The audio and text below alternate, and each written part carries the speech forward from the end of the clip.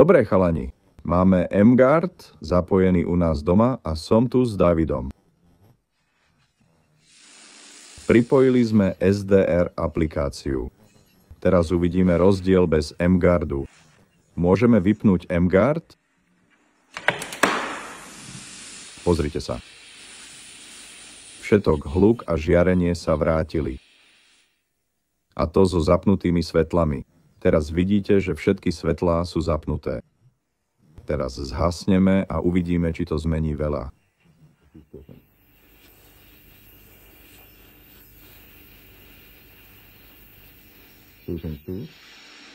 Hluk klesol a spektrum sa zmenilo na tmavšie.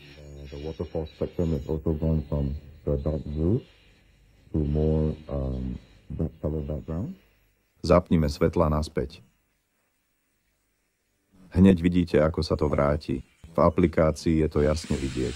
Teraz zapneme mGuard znova. Pozrite sa na to. Skvelé. Hluk sa znížil. Preto každý dom potrebuje mGuard.